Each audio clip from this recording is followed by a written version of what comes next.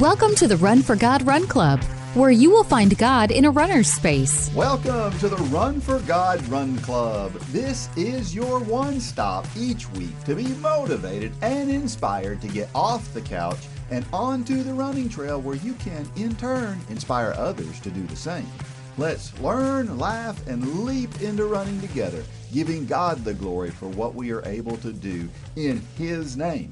Amen. I am your running host, Dean Thompson. Running in faith, and not necessarily in that order or on the docket today. And here to help me is a very special guest, the better half of Run for God founder Mitchell Hollis. Holly Hollis. How are you? Hey, Dean. Good. Thanks for having me here. Yeah, I'm so excited that you're here. Are we going to learn any dirt on Mitchell today? Oh, yeah. We'll dig something up on him. Be, we'll think of something to tell on him. That'll be fantastic. We'll have him defending himself over the next few weeks. That would be fabulous. Yeah, that'd be perfect. Yeah. Because he doesn't have anything else to do, right? Right. Yeah. He needs another job. So, hey, do you approach things like a project? It just might help your outcome if you did. And we're going to talk about that in our first story today. And then, are you the type of person who reads the instructions or not? You know, some people read instructions, some people don't read instructions, and we're going to talk about both of those in today's Dean's Thoughts. Are you the type of person that reads instructions? I love instructions. Do you? I read every word. So you're one of those. That's the first thing you look for is where's the instructions? Yes, the manual. And things sometimes don't even come with manuals nowadays because you have to look online and see how to work something. But yeah, I love manuals and, step-by-step instructions. I'm all about it. Sometimes I use instructions. It depends on what it is. Yeah. Yeah. My brother used to install lighting, and so I watched him one day install a ceiling fan in about 2 minutes. I mean, from there's another light fixture up there to the fan is up and done in about 2 minutes. That's fast. Yeah, and I learned that we can be a lot more efficient in the way we put stuff together. Well, let's talk about our sponsor of the day. As always, we are sponsored by J Radio and those guys, but we also have other sponsors out there who support what we do at Run for God. And as you know, also, if you've listened to this podcast before and you want to become a sponsor, then you can do that by sending a message to runlanehollis@gmail.com. And we'll be glad to hook you up and let you be a part of what we're doing here. But our sponsor for today is One Source. At Run for God, we like to do business with locally owned businesses when it's practical. So One Source Business Products in Dalton is Dalton's only locally owned office supply company. If you're looking for office supplies, furniture, printing, janitorial, custom forms or stamps, we've got you covered. And the prices are right. That's why we compare, you save. Give us a call at 706-516-3900 or try our web address, onesourcebp.com. One Source Business Products, your source for business solutions. All right, so we have a Facebook post again. This one's a little bit longer than some of the other ones we've had, but I like this one. And so this comes from Michelle Christensen. And if you're part of the Facebook page, you probably know the name Michelle Christensen. You've seen her. She posts quite regularly. Always good to see her there, and her daughter that I think runs with her occasionally. Isn't that right? I'm right about that, right? I think so. I think I've seen pictures. We'll check. Well, here's what it says. Back to school means new schedules once again. Sometimes I wonder how patient and flexible a person can be and still meet their own goals. We homeschool, so our morning mile is part of our gym class. Perfect timing for more miles. Until Mom is tired after a long day and there is still housework to be done, and friends' schedules also change, causing less time to connect on the road. I had a dream to run my first marathon before my 40th birthday, which is this October. The Couch to Marathon program seemed to be the perfect timing, and we hosted our annual summer Run for God 5K challenge, as well as getting peeps ready for our August Real Freedom races. Friends reached and are still reaching new milestones and finding joy in the fellowship and the journey. Perfect timing, it seemed once again, until I looked back and realized lots of my necessary runs were pushed to the side. With less than a month before that milestone birthday, I have found myself looking back on all these moments of perfect timing. while having moments of unrest, wondering where my dream fell in the mix of helping others accomplish their goals and dreams. Have you ever been there? Just a little more human than you'd like to feel? I have seen many on here hit seemingly unavoidable walls that have changed the course of their goals and timelines. Some of them have taken a necessary break until the next time. Some have readjusted and continue to do their very best even if it looks off track. And some have bounced back and been able to keep pace with that original goal. Wherever you are in that spectrum, today it is on my heart to say that God sees you and He knows. Right now, wherever you are in this process, He is right there in step with you, guiding you along His wonderful path.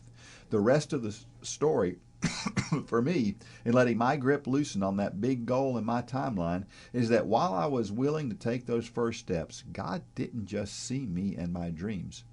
God saw the army He planned to create and assemble for plans much greater than my own. He saw the promise that He was going to be able to bring to pass because I first said yes and shared it with others. He saw my heart and my good intentions and said, I think I can do something with that. Let's go. While I was chasing my dreams, He began to give me new dreams. Visions long past of abundant fruit and orchards teeming with life and the radiance of His glory. Of lives transformed because someone wasn't afraid to do the hard things, refocus and accept God's call in the perfect timing. I will still get there. That big dream of my first marathon, but when I do, in my time, in a timing not my own, I will not be alone. I will have a great group of amazing friends and family with me. I may have started this journey alone 10 years ago, but I am reminded today that God is a God of increase and hope, and He can do so much with our steps of faith that will bring so much more to our lives than our well-meaning and valid dreams in themselves. Today, I want to encourage you to look for another face if you're experiencing a detour or setback. Maybe, just maybe, God is asking you to bring someone along on the journey that you wouldn't have noticed had you not been willing to truly see Him. And then, in the middle of pursuing your dreams, and them in the middle of pursuing your dreams, will you reach out and touch another life for Christ today? Will you let Him direct your path even if the perfect timing doesn't seem to fit your schedule? I'm in it for the marathon, Lord, and I pray everyone needing this same encouragement today will see your bigger picture and feel your abundant grace and love for the steps ahead. Keep going, friends. It may look like it may not look like what you originally thought, but it is going to be so worth it. There's a lot in there, right? Yeah, that's a great story from Michelle. What I love is that whole story and her encouragement, it's to the Facebook group. Like there's this big group of all these runners doing the same training, some doing different training, but she's just really reaching out to all of them, and some people she's never even met before, but she just wants to be encouraging because a lot of these people are at the same place, in their running. They're struggling, some aren't struggling, but everybody's just on there encouraging each other. And that's just, and you and Mitchell have said it all the time about how this Facebook group is so valuable. Yeah. It comes with your Run Club subscription, and it's just so valuable because you can have a training plan and you can do whatever the training plan says, but you need this. Yeah. You need the encouragement. So I love that she's speaking to the group directly. Yeah, we hear from people all the time, I don't feel motivated. And all you have to do is tune into that Facebook page. Yeah. And if you can't be motivated in another 5 seconds, then you're not paying attention. Yeah. Yeah. Yeah. It's all about keeping perspective. We all have goals, but God's goals are bigger than our goals. And so often we think we know what we want, and God's got a different plan for us. And a lot of times things don't just fall into place the way we expect them to fall into place. And sometimes we just have to change direction completely. And that's hard to stomach, especially for somebody. You're like a little more like Mitchell than I am. You're a planner. So you plan stuff out, and when something gets in the way, that's a big hassle. It's a little less of a hassle for somebody like me who doesn't plan as much. Yeah. But it's still a hassle, right? Yeah, it's hard to have your plan and then think that the Lord's going to change that plan. And you're like, oh, that's not really what I had planned, but it may be something that that God has planned. There's a drawing. Have you ever seen the drawing on social media of the little girl and she's holding a teddy bear? And Jesus is standing in front of her and he's got his hand out like wanting the teddy bear. And all it says is, I don't want to give it up, Jesus. And she's holding her teddy bear. Yeah. But Jesus' other hand is behind his back and he's got a huge teddy bear. Yeah. Have you ever seen that? Yeah, I have. And so it's like, it's a little girl in the picture, but it's just us all the time. You know, we have this plan. We have our life. We want to hang on to everything and do everything our way. But if we would just give it over to the Lord, he has something so much better that we don't know. We just have to have faith and just turn it over. Sometimes it's, you know, in training, and sometimes it's in jobs, and it's just, it could be anything. Yeah. And for us in this world today, this world tells us that we should be selfish, that we should be focused on ourselves. And in this case, Michelle is talking about sometimes the things that derail us are not things that we're trying to do or we're trying to accomplish, but it's our attempt to help other people. And that derails our plans because we're trying to help other people. And that's a really hard line to find, right? Yeah. Between how do we help ourselves and do the things that we're supposed to do, but at the same time we're called to help others as well. And so that really is a tough place to be. I think it all hinges on what God has for us, right? Yeah, and I think the closer you are to the Lord, the more you know which direction to go. Yeah. You know, the closer you are to anybody, the better you can hear them. Yeah. You know, if we were across the room from each other, it'd be hard to hear each other. But the closer you are to God, the better you hear him. Yeah. Just like, so if the closer you are to the Lord, I think the more clearly you hear his direction. You'll feel his direction. And that's true. And then when somebody asks you to do something or whatever, I have a hard time saying no. Yeah. And so I was just talking about a little while ago about something that I've got to get done today that I just don't have time for today. But if I don't do it today, then there's a bunch of little kids I'm going to let down. I'm like, I can't do that either. Yeah. I can't do that option. So yeah. I've got to figure out how to make it work. And it's all good intentions. And I just feel like God's plan is for these kids to eat rather than for me to be comfortable and do what I want to do. Well, yeah, that sounds like the best plan. Yeah. I've been talking with some ladies from Kenya recently, recruiting, and you know, obviously, you want to help them all because a lot of them have tough circumstances. I talked with 5 or 6 ladies. And in every situation, I heard animals in the background, like cows, because that's where they live, right? And that's how they live. And man, I would love to be able, but there has to be a line somewhere, and it's unfortunate. I love I don't know if you've ever paid attention to this, but the Kenyan names. I've talked with a Naomi, a Ruth, a Joylene, a Charity.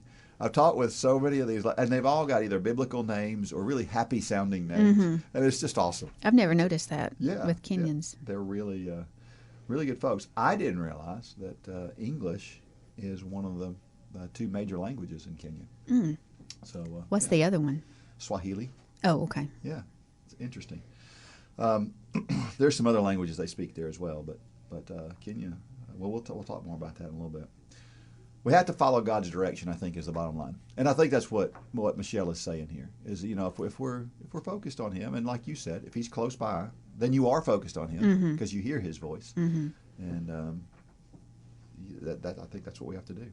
He has the plan. If we'll figure out what his plan is, we're all going to be good. All right, we had a trivia question from last week, and this one was a little different than our typical trivia questions. And hopefully we can... We're hoping to get some thoughtfulness and some paragraphs of what people think about this, and so here was the point. Why does the Steve Prefontaine legend live on today? I think I know. What is it? Steve Prefontaine is such a legend because of his mustache. That's all I know. I know that he was very, very fast. I know that he was a big talker, wasn't he? Yeah. Didn't he smack talk? He was, yeah. He died very young. Yeah. And he had that mustache. If you're in a group of runners and they see anybody with a mustache like that, they go, "Oh, he looks like Pre." Especially and if he's got long hair. Yeah. Yeah. Yeah. But to me, it's just like anybody with a mustache. Oh, that he looks like Pre. And that they call him Pre. Did they call him Pre when he was alive? Or is that okay. Yeah. Yeah, he was just always Pre. Yeah, there was a famous shirt one time that he wore because there was all this talk about beating him, and he wore a sign. It was in the shape of a stop sign. Yeah. It said "Stop Pre," and it was he like you said, he was very bold. Yeah. In the things that he talked about, and I think that's part. He has there's a number of famous quotes from him, and I think that's part of it as well. Obviously, anytime somebody dies young, I think that person tends to become more popular in their death. Because he was at the apex of his career. Well, maybe not even at the apex. He was still climbing to that apex when he died. And so he was the huge personality. And then to have all of that, and then boom, all of a sudden it's gone. Yeah. It's crazy. I mean, you think about what's the girl's name? Sha'Carri Richardson. Yeah. Big, huge personality in track and field right now. Well, what would happen if tomorrow Sha'Carri Richardson were in a car wreck and she was gone? It would make the Sha'Carri Richardson legend grow. Yeah. Right? And I think that's kind of part of what happened with. So you don't think he was at the top of his game? You think he would have gotten just faster and faster if he didn't die when he did? I do. Mm-hmm. Yeah, I think he would have been faster, for sure. Yeah. So, interesting. Yeah. Yeah, one of his quotes, this gives you an indication of one of his quotes was, "The best pace is a suicide pace, and today is a good day to die." Yeah. And that's the way he ran. He would go out super hard. He didn't believe in running behind somebody and being comfortable for the first part of the race. It was like, I'm going out hard, and I'm just going to dare everybody to try to run with me. Yeah. And I think that we don't see much of that these days. Yeah, because you got to be able to follow that up with the fast. Yeah. With the fast time. Yep. And you better be mentally tough. Yeah. If you're going to run that way. Yeah. And he was. I wonder how much of the talk was embellishment versus how tough was he really mentally. Well, he might have been pumping himself up. I mean, he was saying it to a reporter or whoever, but he was also telling himself that, like, I'm so great, this is going to be so good, and then it just manifested that way. Yeah. Well, and I think runners today, and certainly for me, if I think I want to become the mentally toughest runner I can become, that's the picture in my mind is Pre. Still to this day, to me, he's the most mentally tough runner there is. Really? Eliud Kipchoge's pretty close, but Pre, that legend of his mental toughness is hard to overcome. Yeah. All right, we are just about to embark on the new year, right? In another few months, and we're going to be into a new year, a new marathon challenge, and we have this thing going on called Coaching the Marathon Challenge. And we want you, if you're listening to this, we want you to become a coach and lead others to their first marathon finish line. You start out with a 5K, and that's the way you want to talk about it. You want to talk about it as if we're going to get to a 5K, and then if there's somebody who's never run before, get them to that first 5K, and then we'll start working them towards the 10K and then the half marathon. But you might know people, too, who are watching. Maybe you're doing the Couch to Marathon program right now, and they're watching you, and they're like, man, I want to do that. Get those folks on board.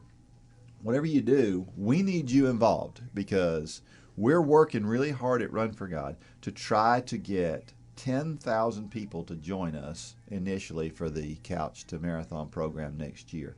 It's going to be awesome. We're going to be at the beach for our graduation race, right? Mm-hmm. We've got a half marathon planned in North Carolina.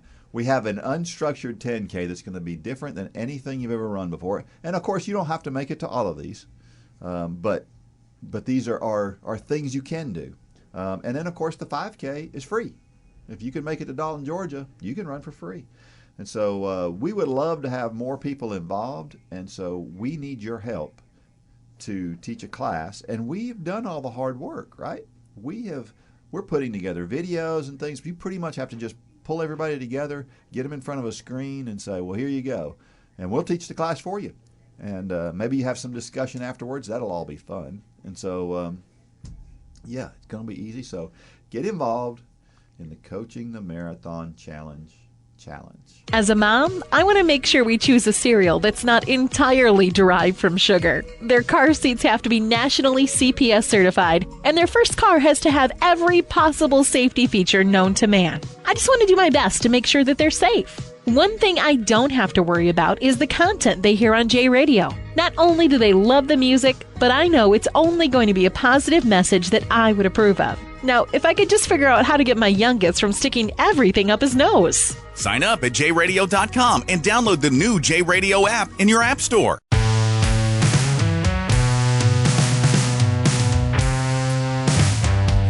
All right, we're back. And of course, you can send messages to dean@runforgod.com. If you don't know about us, then you can go to runclub.com and find out more about what Run Club is about if you just happened up on this podcast. And we also want to hear your story, right? We're all about stories here. We're just about to share somebody's story. And we want to hear yours because your story will resonate with someone because someone else has a similar circumstance to you, but they're a little further behind in those circumstances. And they want to know about how you overcame those circumstances. Even if you think those circumstances weren't really a big deal, I'm telling you, for somebody out there, they were probably a big deal. So submit your story at runforgodrunclub.com and do that today. Don't do that tomorrow. Do it today. So, Holly, what do you think about the idea of sharing your story? I do think everybody has a story. Yep. I can share my story, but I'd rather share other people's stories. you like to hear the stories of other people? Yeah. I like being in the background more often. But not today. True. Yeah. I'm out front today. And don't forget that if you can make it to Chattanooga, Tennessee, we can share your story live, which is even more exciting, right? Well, this week we have a story that comes from Kent Ogle. He is from Webb City, Missouri, and his story is called Project Management. Do we have any project managers out there? I'm sure we do. Here's the story. By strict definition, project management is the discipline of planning, coordinating, and controlling resources and procedures to bring about a result. That's how I've been earning a paycheck for over 20 years. When most of your experience is in leading various projects, project management habits kick in and you tend to see every new challenge in life as an opportunity to bring about a desired outcome by balancing constraints such as time, money, and quality, even weight loss, spiritual, and fitness goals. To reach a goal, a good project manager will balance all inputs, anticipate challenges, and define outcomes. Even if the project is large or has never been accomplished before, they can break everything into small incremental units that are easier to achieve. It wasn't until I viewed losing weight as a project to manage that I achieved any permanent results. I've battled food addictions and weight issues most of my adult life. Gym memberships, exercise equipment, and fad diets, all promising quick and easy results, or your money back, usually ended in frustration and depression. Everyone knows the basic formula for weight loss. Burn more calories than you take in. But it doesn't happen overnight. You don't hit your weight goal in 1 week any more than a beginner can run their first 5K after 3 workouts. I guess it's human nature to be impatient. And although I know without a doubt that most things take time and must progress incrementally, I still hope for shortcuts and quick results. I want to burn that donut off now. I want that project finished now. I want to get that promotion now. I want to be a mature Christian now. Oops, did I just admit I have a spiritual impatience too? Yeah, if I'm honest with myself, I have to admit that I get frustrated with bad news or stagnant growth or flat out just fail in living up to what I profess. I know that I have to keep working on my projects, my work project, my fitness projects, and my spiritual projects if I want to continue to realize the benefits. Think of the things you've learned how to do in life. Did you just wake up one morning with a new skill? Of course not. You had to learn how to do everything. Sometimes it came easily, and sometimes not. And the things that come easily for me might not for you. That's why I like the Run for God program so much. It presents two big goals: run a 5K and get closer to God, and breaks them down into steps that present an easy-to-understand approach to reaching your goals. And now that I know how to be successful, I want to help others reach their goals too. So I'm up front with people when they expressed an interest in joining a Run for God group, and I approach it like any other project to manage. I explain to them the resources needed, the time to achieve their goal, and the benefit they will realize. I challenge every new class the first night to give this program 30 minutes of workouts 3 times a week over the next 12 weeks, and it will change your life. Those who come along for the journey and are intentional about their commitment to the program find it to be true. So you're like Mitchell. You like to plan stuff, right? So I guess you love this story because it's all about planning. I do. I love a plan and organization, but I feel like I'm not extreme about it. Yeah. I feel like I have room to, for other things to come up. Yeah. I'm not too extreme with it, but I do think things get done more completed with a plan. Yeah, they typically do. Yeah. Yeah, I remember, I used to work at a large manufacturer. I remember the project management geeks. They were weird people. I mean, Kent, I don't know about you, but I'm just saying, some of those people, they're the people that organize their closets by color, or they have everything in the house labeled. This was my favorite. There was a lady one time that I remember. She was in Dalton, and I'm trying to remember her name at this point. I can't remember her name. This has been many years ago that I met this lady. But when you opened her cabinets, everything in her cabinet was labeled. Everything. It was all taken out of whatever the original. If it came in a box, she would take it out of the box. Oh, yeah. Put it in a nice plastic container that was labeled. Yeah. I don't do that. I don't go that far. But you can pull up Instagram or Pinterest and see amazing pantries, and you're like, oh, that looks so good and calming, but it's a little much for me. I do have a label maker. I do enjoy my label maker, but it is not all over my pantry, I promise. Yeah, that's way too much for me. That, when I see a picture of that, you know what that looks like to me? What? A waste of time. That's what that looks like. Just give me this cereal box with this cereal in it. Yeah, and I'll pour it out. I know what's in that box. Yeah. I don't need it put into something else. That would be very time consuming. But some people, that gives them peace, seeing everything done. So everybody's Some different. people aren't out running 10 miles a day like that. True. So they've got time for that. True. Right? That's what they choose to spend their time doing. Hey, listen, if it makes you happy, running calms me, makes me feel better. If that's what calms you, makes you feel better, then have at it. Go for it. Yeah. We have some scripture. Luke 14:28 through 33. For which of you, intending to build a tower, does not sit down first and count the cost, whether he has enough to finish it, lest after he has laid the foundation and is not able to finish, all who see it begin to mock him, saying, This man began to build and was not able to finish? Or what king, going to make war against another king, does not sit down first and consider whether he is able with 10,000 to meet him who comes against him with 20,000? Or else, while the other is still a great way off, he sends a delegation and asks conditions of peace. So likewise, whoever of you does not forsake all that he has cannot be my disciple. You've done some projects, I'm sure, right? Sure. Yeah. It's really, really important to look at all of your costs up front, and he points out. In the story, he talks about some of those costs. A lot of times we think about cost in today's world and we think about money and things like that. But time is important too, right? Yes. And in this verse in Luke, it's talking about some pretty large plans. It's not organizing your pantry. They're doing some really large things. And so in today's time, I think it would be like trying to build a house without a house plan. And that's just impossible. So I think it's saying, step back and look at what you have and then go from there. Yeah. Yeah, I think we've talked about, I know we've talked about it on here before. I've talked with Mitchell about it, about finding time to do nothing. We have to plan some of that time into our schedule, because if we don't, then when things do come up and it derails us, then we're in trouble, right? Yeah, Mitchell doesn't like to do nothing. Yeah. He's not good at downtime. But he he'll likes to find be doing something stuff. to do. He may not. He may be finding something that's not scheduled. Yeah. But yeah. You just got to have room for spontaneity. Spontaneity, I guess, is what I'm saying. Yeah.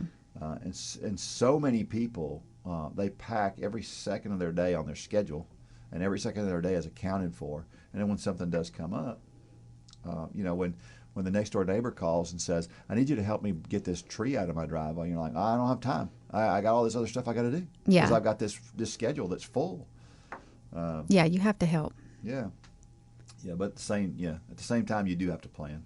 I mentioned with talking about these ladies from Kenya, and of course, think about the planning they have to do to move themselves from one country to another for a few years. Mm-hmm. Golly, there's a bunch of stuff, a lot of hoops they have to jump through. Yeah. So they have to have their organizational ducks in a row for sure. But all that's great. All this planning stuff is great. It's not really what this verse is about, though. Jesus is telling them that it's going to cost them everything to follow him. And the question is, do we count that as our cost? The question is, are we willing to give up everything we have because that cost, whatever it is, that we have to give up, no matter what we have to give up, no matter how valuable it is, it's worth it, right? In the grand scheme of things. Yeah. It's like the scripture where he's talking to the rich man and he tells him to go sell everything. Well, Jesus isn't saying you can't have stuff. He's not saying you can't. What he's saying is, whatever gets in between me and you don't need that there. Yeah. And so that's what he's talking about when he's talking about counting the cost. Is, are you willing to get rid of those things that get in the way? Joshua 24:15. And if it seems evil to you to serve the Lord, choose for yourselves this day whom you will serve, whether the gods which your fathers served that were on the other side of the river, or the gods of the Amorites, in whose land you dwell. But as for me and my house, we will serve the Lord. I think this is such an interesting situation. It's one we see today over and over again. Joshua is basically saying, if you're choosing to serve someone or something, if you choose not to follow God, you are choosing someone or something. You're choosing something other than God. And what happens today is we have so many people who they say, well, I don't want to make that choice. Well, if you're not making the choice to follow God, you are making a choice. People like to look at it as not a choice. It's a choice. Yeah, you're going one way or the other. That's right. Yeah. And again, we see that today. We see a bold person make a bold decision or a declaration, and then all of a sudden everybody behind them wants to be bold. And I think that's what Joshua's doing here. Is Joshua's trying to get people to be bold and say, here's what I'm going to do. This is what my family is going to do. And we see that all the time, right, in our society. Nobody's saying anything, and all of a sudden one person speaks up, and then all of a sudden there's a bunch of people behind them going, yeah, me too. Yeah. Right? Yeah. See it in politics all the time. Yeah. We need the Christian leaders, to stand up and speak out more, and we need to be leaders and speak out more. We never know who is behind us until we make bold statements like that. For sure, because there's a lot of people out there with some ideas that they're not popular ideas, and they're not conventional wisdom, and they're not good things. Mm-hmm. But because somebody's speaking that out boldly, people are following them. even if it's basically Satan speaking through them. Yeah. You know, it still happens, and so it's important for us to be that voice on God's side of that thing. Yeah, you're going to choose one way or the other. So Romans 12, 1 and 2 says, I beseech you therefore, brethren, by the mercies of God, that you present your bodies a living sacrifice, holy, acceptable to God, which is your reasonable service. And do not be conformed to this world, but be transformed by the renewing of your mind, that you may prove what is that good and acceptable and perfect will of God. So what's meant by living sacrifice? You know, just after these verses, it talks about using God's gift to do your part, like part of a body. It kind of goes through this whole idea of a body and how the different parts of a body work together. Living sacrifice means taking whatever that talent is. And again, this is one of those things, you know, some people say they don't have a story. Everybody has a story. Yes. And everybody has a talent. Mm-hmm. And that talent may be something very simple. It may be that person who they get on Facebook and they encourage other people. Yeah. It may be that they keep this prayer list and they've got a prayer room and they really, really pray hard. That's their ministry. It may be that they recognize people for certain things. Maybe you're in I just saw a billboard on the way here of trying to rid the world of kids with cleft palates. It's a great organization that's involved in that. Whatever it is, you have a talent that can lead you in a direction that will help people. Mm-hmm. And so we're all part of the body of Christ. Sometimes we feel like the toe of the body, you know, like not an important part, but it's every part is so important. Yeah. Yeah, the toe is important. Very important. And then sometimes you may feel like the hands, you know, lifting up people. So we just have to get out there and do what God's asked us to do. Yeah. Well, why do you think it says, which is your reasonable service? I mean, God is so big, He's so great. Anything He asks us to do is reasonable, right? So maybe what He's saying there, it's reasonable for us to be a living sacrifice. There's one thing that I think is interesting in these verses. He tells us to be a living sacrifice, and then He says, and be a living sacrifice, and do not be conformed. I think if we're a living sacrifice, if we're doing that part of our body that we are, you know, we're performing that function of whatever it is that God's got us performing, we're automatically not conformed to the world. I mean, that tells us we're not. Yeah, you're going to look different when you're a part of the body of Christ. You're going to be standing out. Yeah, I don't know if you ever looked at it this way, but I see in this verse, what I see is the first verse is about the body. And then the second part of the verse, after the end, is about the mind, right? It's about what we do with each one of those things. We have to give God both. A lot of times we like to do one or the other. Yeah. But He wants both for sure. Some questions. What can you do now that you once thought you'd never accomplish? Is there anything that you can do now that?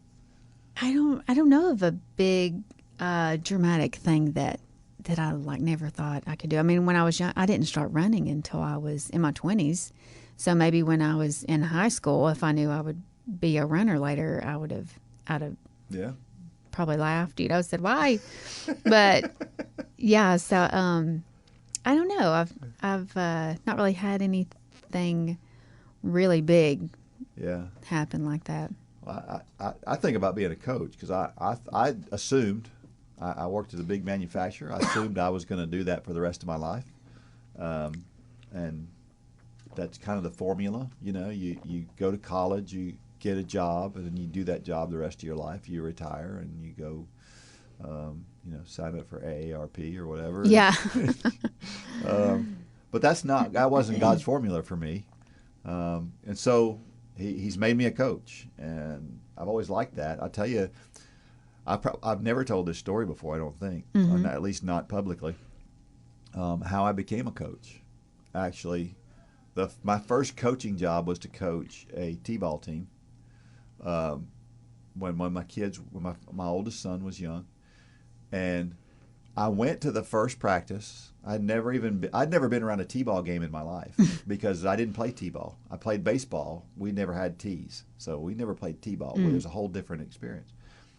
So I get to the field that first day, and we have that first practice, and there's a couple who's the coach of the team, and they're taking care of all the coaching duties and things that first day.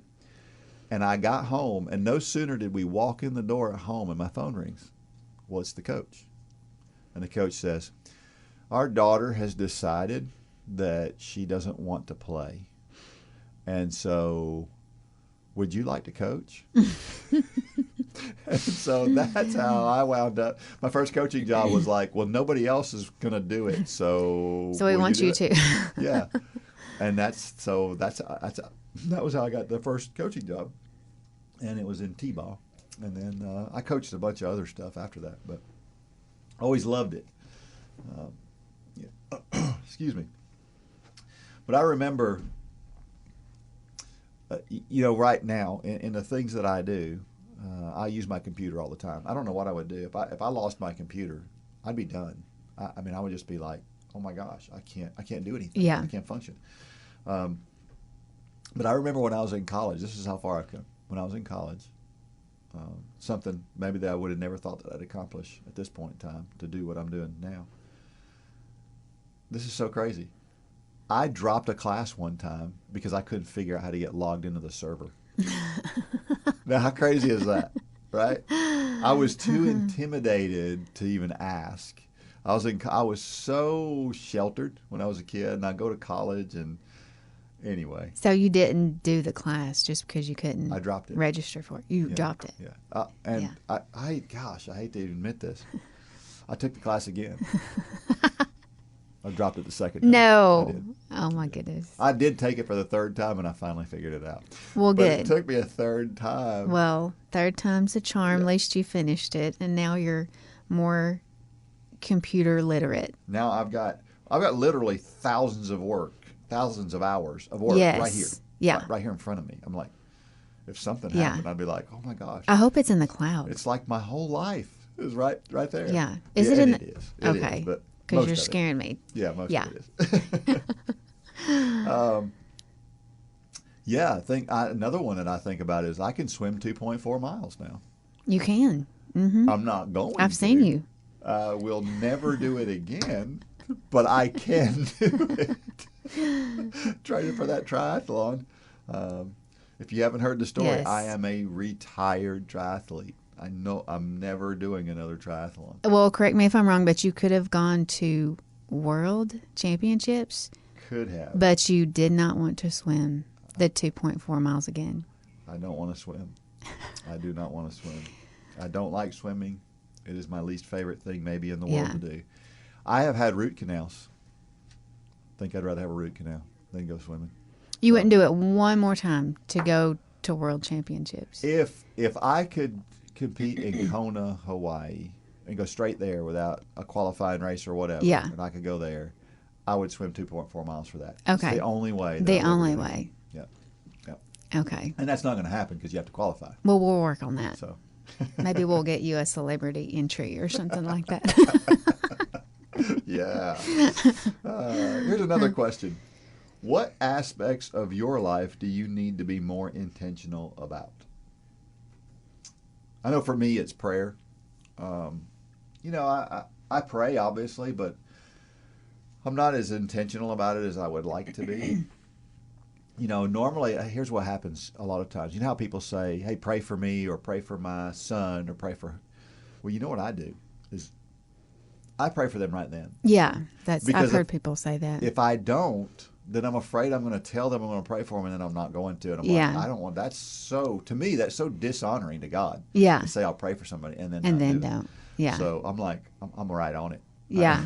If I tell you I'm going to, I'm right on it. Yeah. Yeah, I would like to be more intentional about prayer too. Some days I feel like I talk to the Lord all day long. Like at the end of the day, He's probably like, "Girl, you're fine. You know, like I just feel like sometimes I'm in constant conversation, and then some days I'm not. Some days at the end of the day, I think, you know I prayed this morning, but did I even talk to God the rest of the day? But one thing I do is I jot down like in a prayer journal. Yeah. And I've heard several people use this. I don't know who to give it credit to, but on the left side of the page, you can write ACTS, ACTS. Yeah.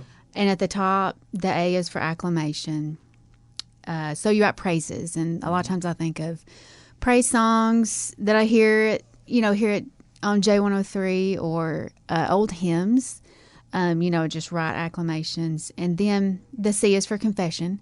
So you write down parts of your life that you need to confess. And then T is for thanksgiving.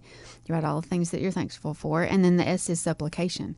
So then you write what you need. And so that puts like the praise at the top.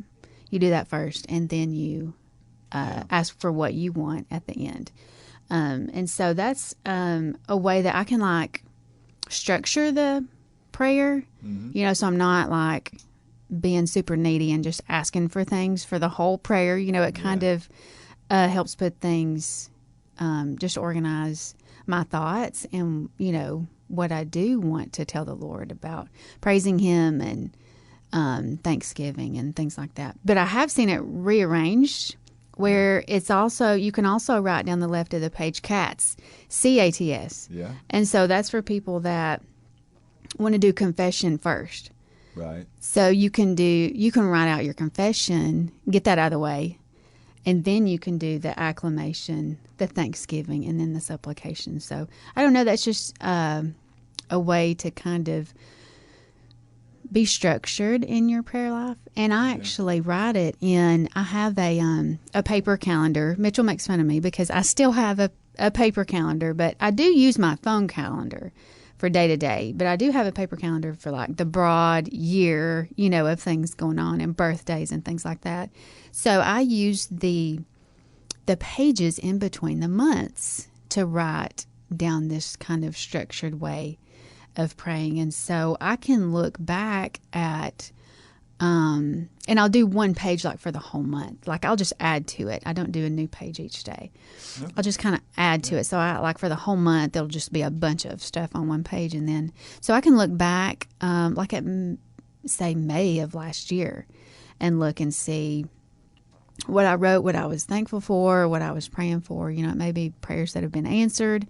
So that's just a neat way of kind of keeping up with, what's been going on and having a more structured life. So I do try to be more intentional about prayer as well. That's great. That's great. I remember I was in Master Life class. I don't know if you've ever taken Master Life. I haven't. But in Master Life, one of the things that you build towards is you build toward a time where you pray for 3 hours. And I remember thinking that and thinking, I can't pray for 3 hours. Yeah. And then you do it, and you realize how weak your prayer life is when you realize I literally had 3 hours worth, and the 3 hours was up, and I was like, I ain't done. Really? There's yeah. more. I yeah. mean, I could have gone on for another 3 hours. It's because we say quick prayers, and there's nothing wrong with quick prayers. Right. Nothing at all. But there's so much to pray for for all of those different things you talked about. Right. Whether you could spend hours on on one of those topics. Really can. Yeah. How can you leverage your experiences and knowledge to help or encourage someone else? I hope that's what we're doing with Run for God, right? Yes. That we're trying to help and encourage other folks. With me and being able to share both with Run for God through the college and the coaching and stuff that I do. So I've had 100,000 miles worth of running. There's a lot of experience there. There's a lot of experiences, a lot of things to share. Mm-hmm. I share a lot of that stuff here on the podcast and other places, and I'm hoping that that's what God is doing, is using me to help folks that way. Yes. Yeah. So if you're going through a rough patch and you're running, the chances are that I've encountered something very similar. Maybe not the exact same thing, but probably very close.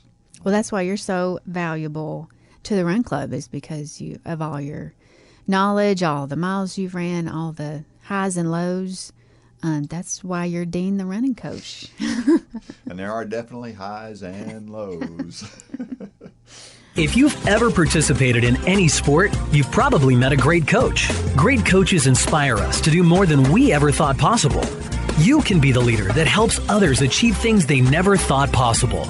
You, yes, you have the ability and the opportunity to be that person. All you need is a heart to help people and the ability to follow a plan. The Run for God 5K Challenge will come ready to help you inspire those around you. The step-by-step guide will direct you how to plan, pray, and train people both physically and spiritually. You can help them become more fit in their health and in their walk with Christ.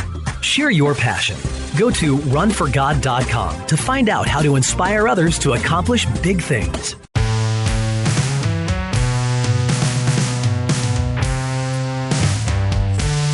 All right, we are back, and it is time for Dean's Thoughts. But before that, this past week, we saw, you were at the cross-country race this past weekend that Landon ran. Yes. Did you go out on the course at all? I didn't go out there, but I knew that where we were, it was a mountain bike trail. And I'm going to tell you what, it's a hard mountain bike trail. I can't imagine doing it on a bike. That'd be as bad as running. It was more of an obstacle course. Yeah. It was a cross-country course. I have seen literally probably thousands of cross-country courses in my life. I mean, I've been around for so long and seen so many. That's the worst one I've ever seen. That was the worst one. That's the worst one I've ever seen. Yeah, that's not the hardest one I've ever seen, but it was the worst one I've ever seen. The kids were not happy about it. Their times were what?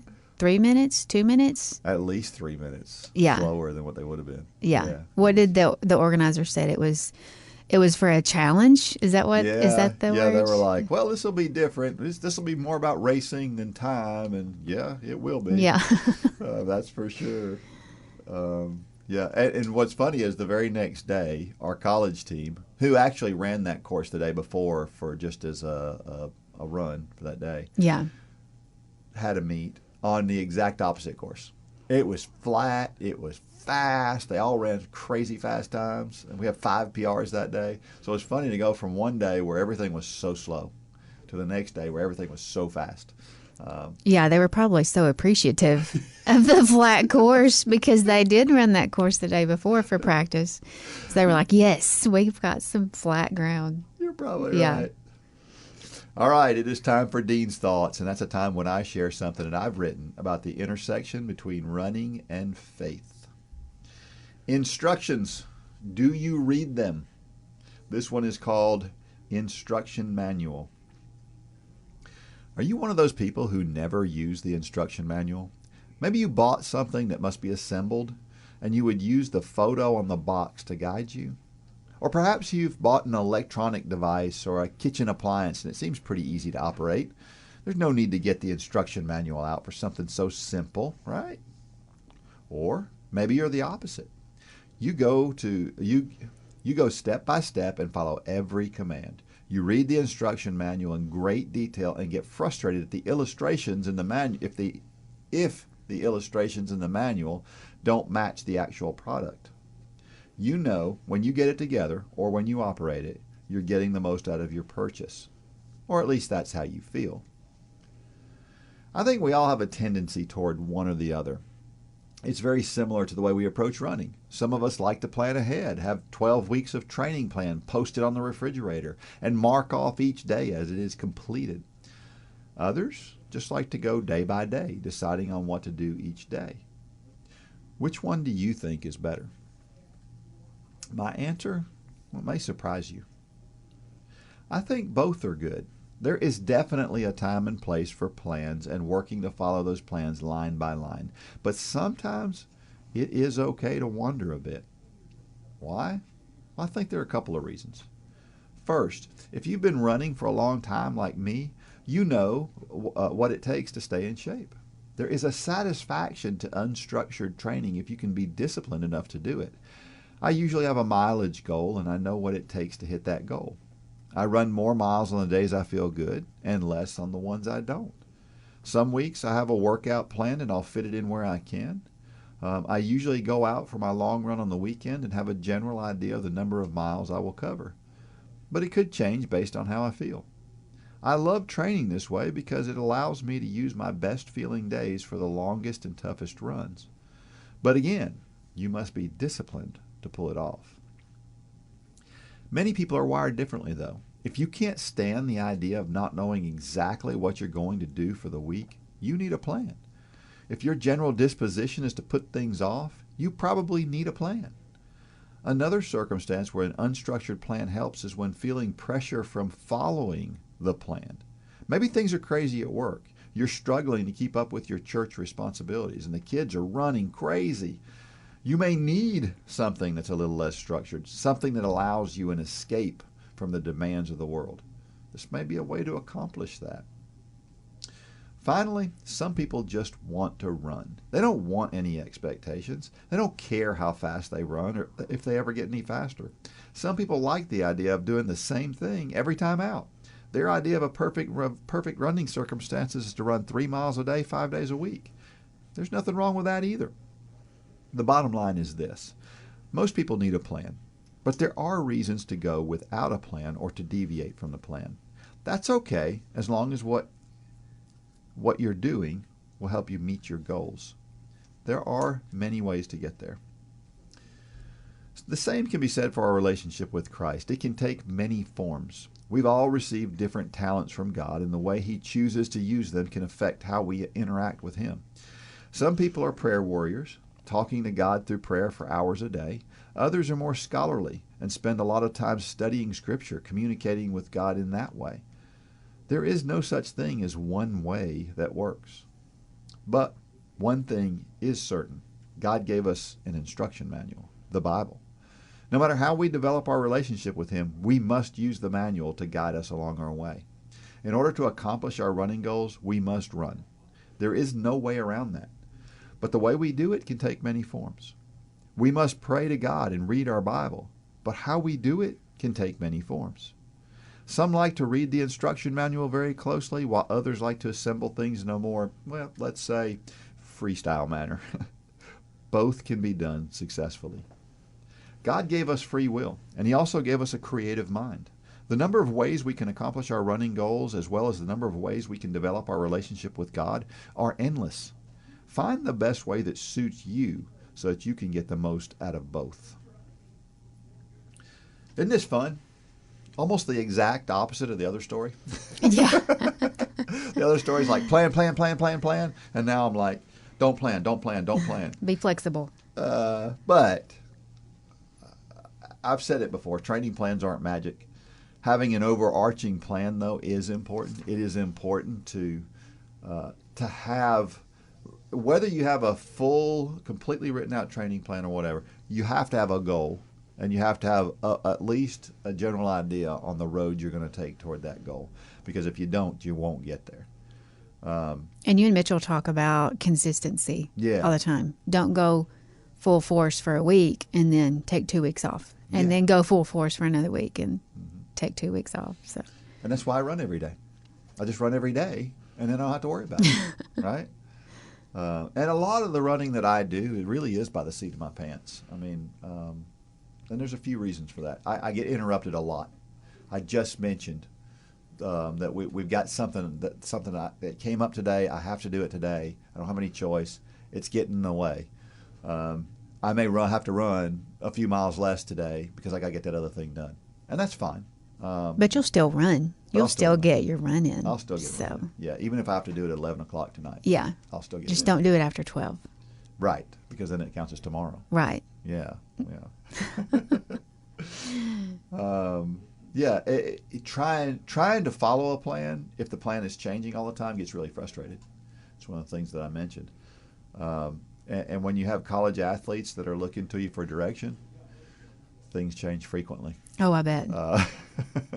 Because it's like it's this emergency or it's that emergency, and things just come up. So, and the older I get, the less I know how I'm going to feel every day, and so there's days gosh, a couple of days ago, I was so sore. And I still can't figure out exactly why I was as sore as I was. But it was just a really, really rough day.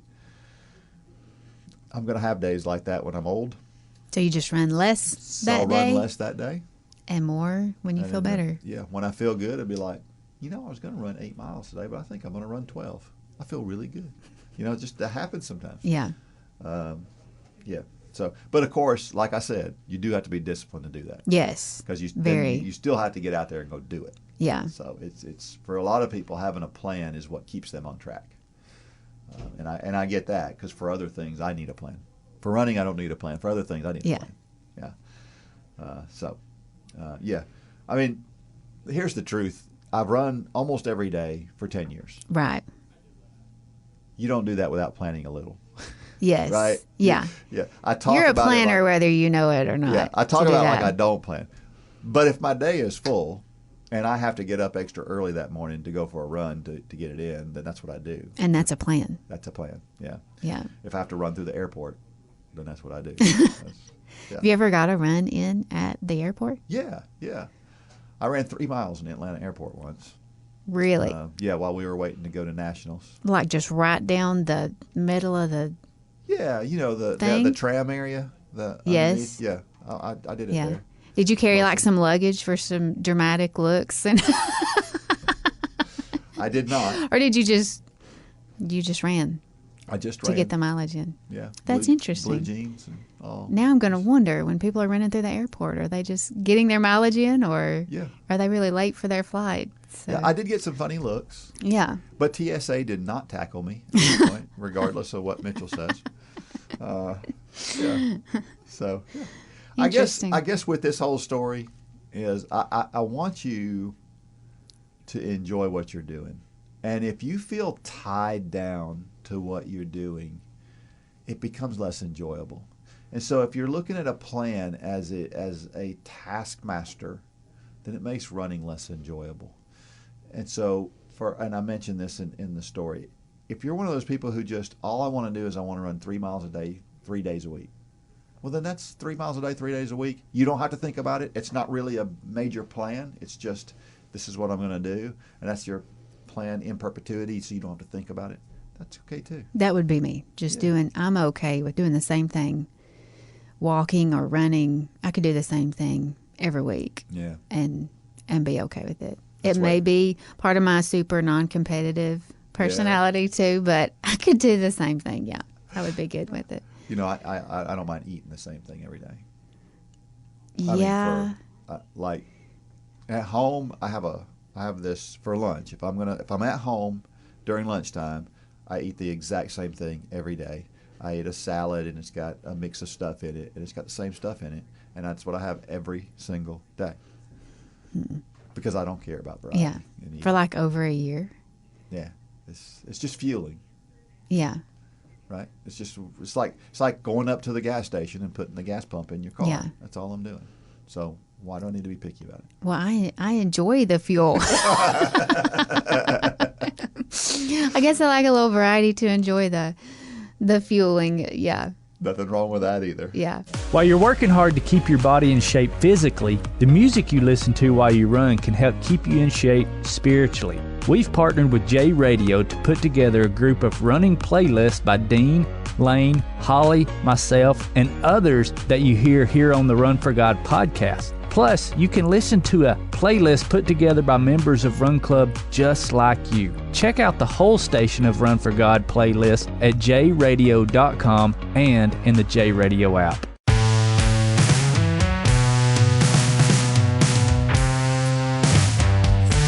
All right, we're back, and you just heard a commercial for becoming a coach. We talked about earlier the Couch to Marathon Challenge. Coaching the Couch to Marathon Challenge. Become a coach today. Don't wait. We've had a bunch of people, right? We have. That have ordered kits lately to become coaches. The coaching kit. It has a coaching book in it that will lead you week by week. If you want to get a group together, become a coach. You guys, we got a bunch of other cool stuff too, right? In the store. We do. Yeah. T-shirts. We do, and I happen to be wearing, you don't know this, Dean, but I'm wearing the new jacket that's going to be released for fall. All right. Big release. I like it. You actually have the men's version of this. It's a pullover. Is that the gray one that I've got? I think so. Yeah.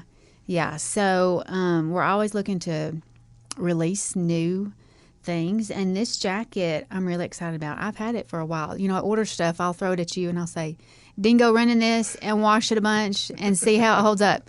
Because I need to, you know, get a good, I don't just pick stuff out for how it looks or how it feels. I mean, I want to know that it washes good. Yeah. You know, that it's going to hold up for all of our runners, because you're wearing 3 and 4 outfits a day sometimes when you're training. So, that's true. So yeah, we put them through the testing with all of our runners. And, but this jacket I really love. I've had for a while. It's a material that we don't have anything else like this in the store. It's thin, but it's not like the windbreaker we have on the store right now. It's heavier than that. It's a little heavier, but you could definitely run in this. If you can run in a jacket, like Gay would burn up. Like she can't wear hoodies and stuff like that running. But if you do, like when it's really cold, you could totally wear this. Wear this while you're running. So for sure. I'm really excited about it. But yeah, this is it. You'll have to go on. Yeah, so go out there and check out what all is there. There's other stuff there too. T-shirts. Hats, right? Hats. People like hats. People like hats. It's funny, you know, I used to wear hats all the time. You don't ever wear them anymore, do you? No. Yeah, it's weird. I do wear a hat when I'm coaching. A lot of, like, if we go, like, for track meets, you're in the sun all day long. And if I do that, obviously, I'm going to get sunburned. Yeah. So I wear a big bucket hat. Yeah. But, I don't know why. Yeah. I gave up on hats. We have a hat that's really popular. It's called the trucker hat. And I'll go ahead and give just a little announcement. Like, you know, worldwide companies are having a hard time with materials and workers, and it's caused shortages. So if you've ordered in the past couple of months from Run for God, you may or may not have gotten an email from me, because we are having just a few shortages. It's not on one thing across the board. It's just random colors and sizes. So some people may happen to order those certain things, and but just keep the orders coming. And if there's an issue, I go through all we have available to us from our manufacturer, and I pick the best substitute for that item and let you know. I will email you. You won't just get some random thing in your package, but we substitute for it. And so the trucker hats are Richardson brand, and they are having a hard time with stock right now. So those are off the store for the moment, but they will be back soon. So if you're going on there looking for those, they will be back very soon. And the same for this new jacket. I will check the stock of the colors before we put them online, because we want things to be available for you. Right. So yeah, we have a lot of great stuff on the store for you. And a lot of thought goes into that stuff. Yes. Well, so all right, let's dig up some dirt on Mitchell. So what's it like being married to the Run for God guy? What's it like? It's pretty great, really. I mean, you know, he's a good cook. You've had his cooking before. He loves to smoke meat, grill, whatever. I mean, I could be trying to cook something regular, and he'll say, "Let me throw it on the smoker," and I'm like, "Sure, go for it." So he's a great cook. He's so OCD and ADHD that I never have to clean after him, you know. That's true. That is a true story. He's just, you know, everything has a place, and I don't know, I like things being neat and tidy, so I don't mind it.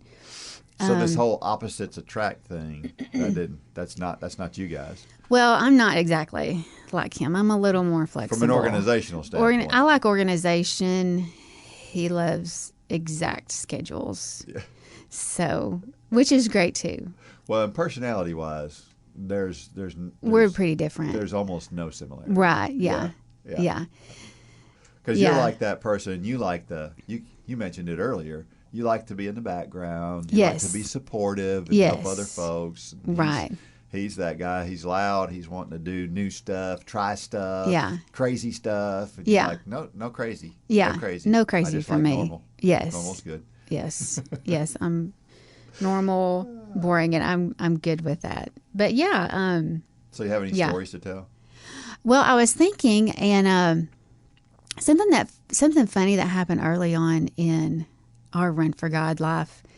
When Mitchell stepped away from the construction industry early on in Run for God, he was going to be home. We realized he was going to be home that summer, and we both have, worked all through. After the boys were born, I went back to work. I used to do ultrasound. I was an ultrasound sonographer, and so I worked, Mitchell worked, and so the boys had a daycare. Great daycare, not far from our house, friends that owned it, so they would stay there for summer break. When they were older, they would go back there for summer break, and so we realized Mitchell was going to be home doing Run for God things, making phone calls, being in meetings, and things like that. So he said, let's just leave the boys at home with me this summer. And Mitchell's always been hands-on with the boys. He could do whatever, especially when they, when there's toddlers and there's diaper bags and stuff. I mean, he still helped out. But when they don't have accessories, he would just take them and go. Yeah. And so he was really good about that. So we were excited about the boys being at home with him for the summer. So that first day of summer break, of course, they had their chore list. So Mitchell writes out several things for them to do as chores, And so Mitchell's in his office working. And the boys come in his office. It's like 10:30, and they say, "Can we eat breakfast?" And Mitchell said, "Yes. Why have you not had breakfast?" And they said, "Well, it's way down on the list."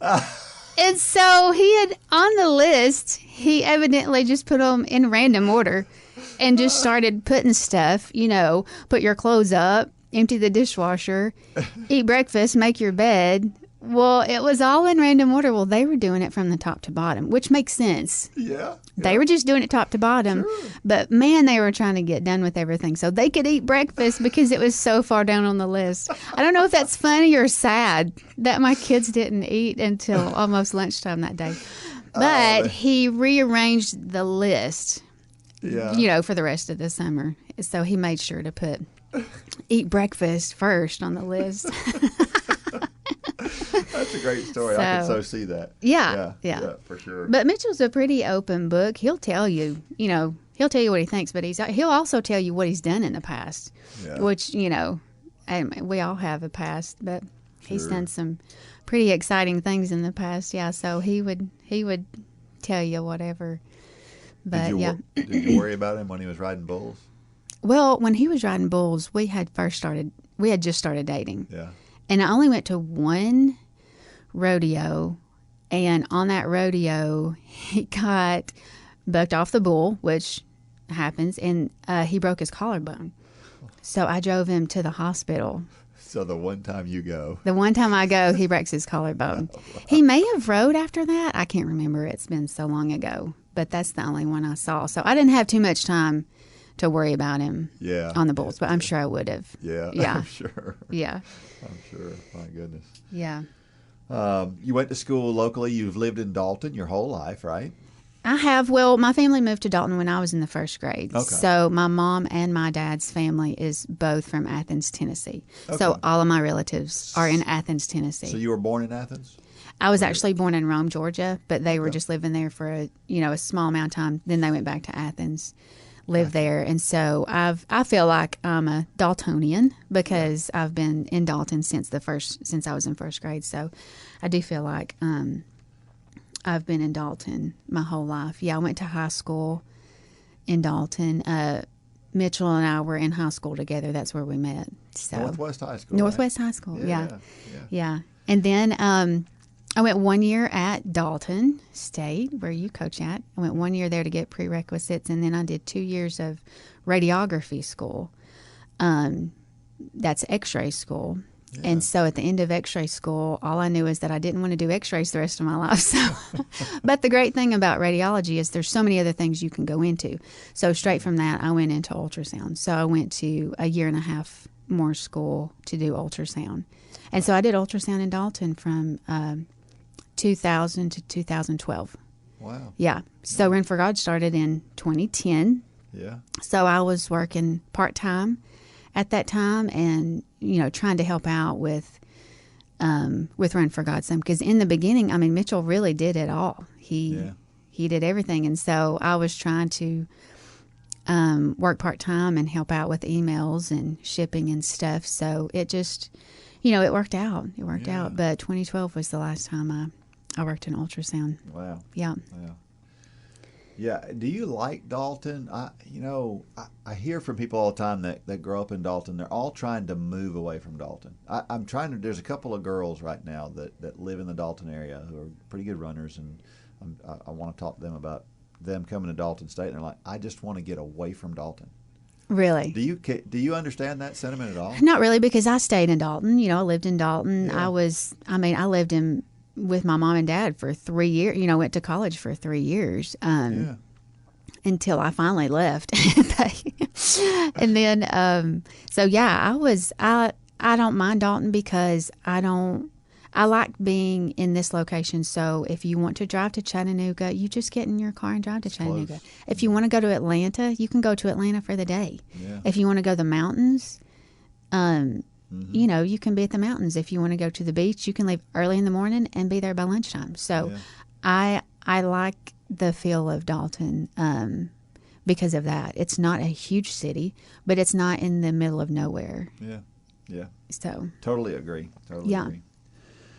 So these days, you prefer walking to running. Is that I do. accurate? Yes, I walk. I walk a lot more than running. I haven't run in a couple of years, but my running career started with a marathon. Yeah. Which, disclaimer, Run for God, does not promote jumping into a marathon like I did. This is not the way to do it. No, start with the marathon challenge. Start with a plan. Start in January and go all the way through the year with a plan. That's not what I did. But you had the opportunity to go to Disney. I had the opportunity to go to Disney, and Mitchell's not crazy about big crowd, like amusement park crowds and things like that. So I didn't know if I would be getting to Disney. And at that time, I had a 2-year-old and 6-year-old. So he mentioned Disney, and I said, yeah, let's go. So we trained. I had run a little bit, like no more than 3 or 4 miles, though. Yeah. So I had a little bit of running. I had never done a race, though. Like, the marathon was literally my first race. But after, so we did the marathon. I'm really slow. I'm totally fine with that. I just enjoyed myself. You run through all 5 parks. It's really a great run to do. And so after the marathon, I would do 2 half marathons a year. So I would do one in the spring and one in the fall. The fall one was always the Chickamauga half marathon, which is a beautiful half marathon. Mm-hmm. Isn't it one of the most historic? I think it was in Runner's World as like one of the most historic runs in America. But it's a great run. I would do it every fall. It was like, I've done it like 6 or 7 years in a row. And then the spring half would be like with a group of friends. We got together, and went to the Disney Princess half. We would go to the Disney Princess half and with a group of girls, or we would do the hot chocolate, the Atlanta race in hot chocolate. Mm-hmm. Do that race in January. So yeah, I loved the half marathon distance. Yeah. And it's because I could go slow. Yeah. And 5Ks, everybody's trying to be so fast and run so hard. Yeah, it hurts a little bit more, doesn't it? Yes. Yeah. And I would rather I don't know, I just liked the enjoyment of where I was, the destination, and who I was with. And so that's what running was more to me, was just spending time with people that I wanted, that I enjoyed. And so, some of those girls' trips, it was more like a shopping trip with a run thrown in there, So we had a lot of fun. But after doing that for 6 or 7 years, excuse me, I felt some pain in my, left knee, and I kind of felt it coming on. It's just one of those things. You know, as you get older, there's different things. You're like, oh, I'll, address this at some point. But, and I was aware that as a kid, I remembered about dislocating my left kneecap. I think y'all talked about that the other day, playing Red Rover. Yeah. When I was playing Red Rover, I dislocated my left kneecap when I was like 12. So that's the only thing I could think of, because it was the only part of my body that had arthritis. And so it kind of raised a red flag that something had happened there. And so I did go to, an orthopedic doctor, and they verified that it was arthritis. And so it just gives me a little problem. But now if anybody out there has arthritis, I'm sure many people do, you can get through that. You can keep running. There's a lot of things. Yes. At this point in time, you're really choosing. Yes, I'm choosing to do something different. Slow, kind of slow that process. But there are things that I could do. I'm sure there are injections. I'm sure there's arthroscopic surgeries they can do to clean out some areas. So if you have arthritis, don't get discouraged. You can keep going. I just really do enjoy walking. Yeah. So that's what I'm doing now. That's awesome. Yeah. Well, we had Gay on this podcast. Yes. And you work with Gay. I do. It's got to be fun to work with Gay. It's so fun. Yeah. Gay is so fun to work with. She's just a blast. She is. She's a mess. She cracks me up. Yes. She cracks me up when she doesn't mean to crack me up. No, she doesn't mean to be funny, but she'll just say stuff. But it's great working with her. When she came on, she really helped me be more of a mom, because when she came on, I mean, I had, kids in elementary school, and I was able to leave the office and go, to the school parties and things like that. And she's very aware of that. I mean, now my kids don't need me as much, and so I'm not running off to school events anymore. But she does. She has such a heart for Run for God. She will do anything. Yeah, she's not a very big lady, but she's got a gigantic heart.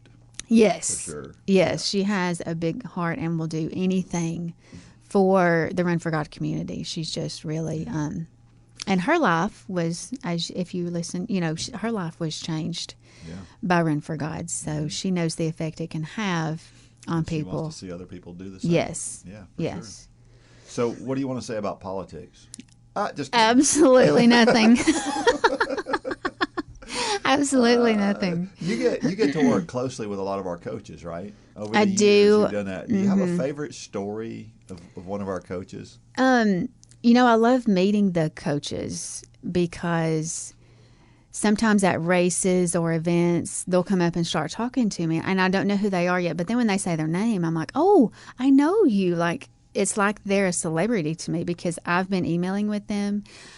So if you're ever a coach, I'm your coach's support. If you ever have problems with any of the products or with anything, you can just email me, and I'm your support. So yeah, I do love meeting the coaches. One of the oddest times I met a coach was actually at that Disney Princess half marathon. Oh, really? Yeah, and I cannot remember who it was, so please forgive me if you're listening and it was you. And if it's you, please email me, holly@runforgod.com, because I want to remember who exactly it was that I met. But we were running in this half marathon, and we were standing in line. Okay, Dean, don't get mad at me, but we were standing in line to have our picture made with some characters during the race.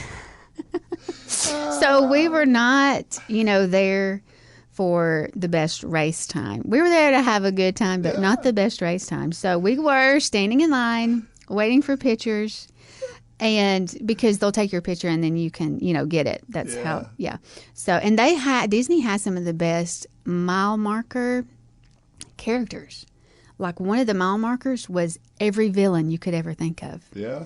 Ursula, I don't even know all of them, But so there were some really great mile marker characters. So we were waiting in line, and there was another girl with our group, and she was behind us a little way. And so as I was standing in line, I turned at to look at the sea of runners coming towards us, because I knew she had on a pink Run for God shirt. And I was looking at all these runners running towards me, and I was just looking for this pink Run for God shirt. Well, I saw it, and I said, hey. And the girl looked at me, and it was not her. And I was so shocked because I didn't know who this person was. You know, it was pretty early on in Run for God, and there was somebody at the Princess Half, which actually there were several people. There were several Run for God members there at that Princess Half. So I saw this girl, and I said, hey. And she looked at me, and she's in the middle of this, like, big, huge crowd of runners. She's not, like, on my side. And you'll be glad to know she kept running. She did not stop. But she said, hey. She said, are you Holly Hollis? And I said, yes. Kind of like, how does she know me? But she said, are you Holly Hollis? And I said, yes. And she said, I'm so-and-so. And she said her name. Sorry, I can't remember. But she said her name. And as she was running by, I said, I know you. Yeah. Like, we had emailed several times. And then that was the first time I got to meet her, even though she didn't stop and wait in line with me. Yeah. But she ran on by. But it was really cool to meet her in the middle of that race as she just ran by. Yeah. So I meet instructors, coaches at different times and places all the time. But that's what my heart is for the coaches out there, because they're the ones going to work all day, coming home, going to teach a class. They're taking time away from their family and their jobs and, you know, maybe hobbies that they might, you know, have. They're taking time away from their day to lead this class. Yeah. And so, you know, we always say the coaches are the hands and feet of this ministry, but they truly are. Yeah. Because if they weren't out there leading the classes, it doesn't matter how many podcasts we do or how many books we sell. If those coaches aren't out there leading these groups, we would have nobody. So they really are the hands and feet of our ministry. So I do love to meet the instructors anytime I get to. Well said. Well said. Well, thank you for being who you are. You are the sane, calm, caring person to Run for God. I hope so. Obviously, there's a lot of that with Gay as well. Yes. I don't want to leave her out. No, but, yes. But you're the stabilizer, because Gay's not the stabilizer either. No. She's got that caring part. Yeah. But you've got that hand on the till. Yeah. And keeping things moving in the right direction. Yes. You're the person who, when Mitchell goes crazy, yeah. says, whoa, hold on a bit. Chill out. You're going crazy. Yeah. Yep. And so that's so important to this ministry and for the success of it over the years. Well, thank you. Yeah. They say opposite attracts. Opposites attract. Well, yeah. When it comes to personality. Yeah, we're pretty opposite. That dude gets wound up. And it's good. Yes. It's a good thing, because it really is a good thing, because it probably, I'm sure that he kind of drags you away from your comfort zone at absolutely times too, and it's good for you as well. Yeah. Yeah. Yeah. That's awesome. All right. Well, we have a trivia question for this week, and you know, Kenya is known as the land of running, and so I've talked about the Kenyans a little bit here. I've talked with several ladies from Kenya, and so I learned a little bit about Kenya. And so I thought, well, let's have a trivia question about Kenya. And so here's the trivia question. What is the #1 religion in Kenya, and what percentage of people consider themselves that particular religion? That's a good question. I think it might surprise you. And it might not. You That's might go, very interesting. I totally knew that. Is that Googleable? It's Googleable. Yeah. Yeah. Actually, there's a whole Wikipedia page on religion in Kenya. Okay. So somebody will find it. Yep. And you can send that answer to dean@runforgod.com. The first person to send the answer to dean@runforgod.com will receive a Run Club box that we'll send out to you just as soon as we can. So answer that question and learn a little bit about the land of running, and it'll be awesome. All right, every week I share a reason why running is so awesome. And this week, my reason why running is so awesome is this: common language. You know, it struck me because I'm talking with these Kenyans, and they have very, very thick accents, extremely thick, and they're really hard for me to understand. But we start talking about running, and we have these common things that we know what each other means, even though we may not even be speaking almost. It is the same language, but it's, you know what I mean. It's just easy to understand other people who are runners. Yeah. You know, because we have a whole different language, right? When we say we bonked in a race, we know what that means. But people who aren't runners are like, what is that? Was that good or bad? Yeah. Yeah. So, yeah, I think common language is really cool. Is a really cool thing about running. Our motivational thought of the week is from Dean Karnazes. Everybody remembers Dean. We interviewed him back last year, and I'm going to probably hopefully get him on again soon. He's got a new book, and hopefully we're going to help with that. But here is a cool quote from him. It says, "Some seek the comfort of their therapist's office, but I chose running as my therapy." So for many of you out there, running is your therapy, and running can be very therapeutic. And it doesn't matter whether you're upset, you're mad at somebody, you're sad, you're happy, whatever it is, whatever your emotion is. If it's an extreme emotion, running can kind of temper that extreme emotion, and it's pretty cool in that way. I use it for that all the time. I believe it's very therapeutic. Mm-hmm. Yeah. Mitchell has told the story several times on here. Sometimes Holly just tells me, you need to go for a run. Yeah. All right, everybody, you're doing great. Keep up the great work. Holly, thanks for joining us today. Thank you for having me. And just keep doing what you do. Everybody out there, keep doing what you do. And may God bless every step of every run. Go out there and shine your light. Good job, Dean. For more information about the Run for God ministry, go to runforgod.com. If you have questions about your salvation, click on the Peace with God tab. There's nothing more important. Thanks for joining us today.